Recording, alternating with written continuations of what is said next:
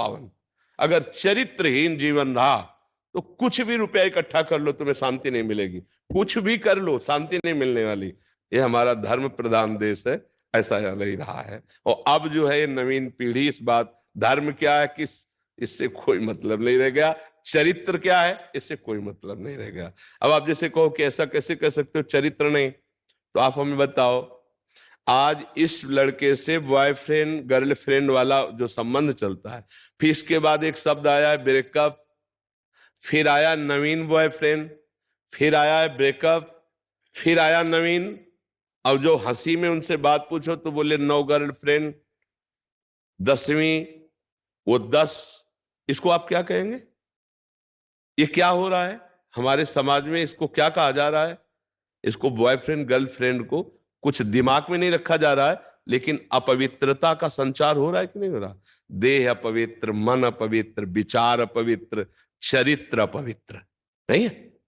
हम मानते हैं दोस्ती करो, मानते हैं, लेकिन एक को स्वीकार करो और माता पिता की सहमति से पाणी ग्रहण करके फिर गृहस्थी धर्म का, तो वो पवित्र जीवन हो जाएगा।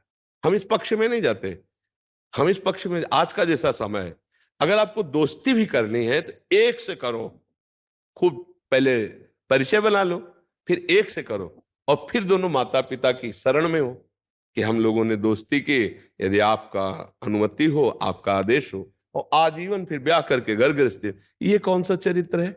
हम दोस्ती के लिए नहीं रोकते, करो दोस्ती।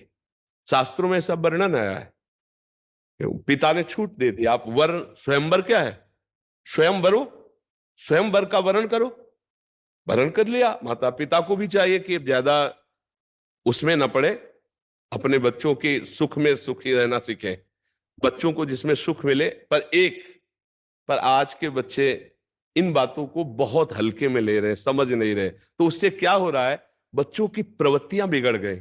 अब वही बच्चे जब वर बनेंगे ना, तो वो ब्रेकअप वाला अभ्यास वहां भी आ जाएगा। तो ना वो पति पत्नी से आजीवन भाव रख पाएगा, ना वो पत्नी पति से आजीवन भाव रख पाएगा, और दोनों के जीवन व्यर्थ हो जाएंगे। इसलिए हमें लगता है कि अगर चरित्र पावन रखा जाए और हम धर्म पूर्वक चले, नाम जप करते हुए, और अपने कर्तव्य का पालन करें, तो उत्साहहीनता कभी नहीं आएगी, असफलता में भी उत्साहहीनता नहीं आएगी। हम सफलता को एक दिन चूमेंगे, एक दिन उसको प्राप्त करेंगे। हमारी बात को अच्छे से समझ लीजिएगा।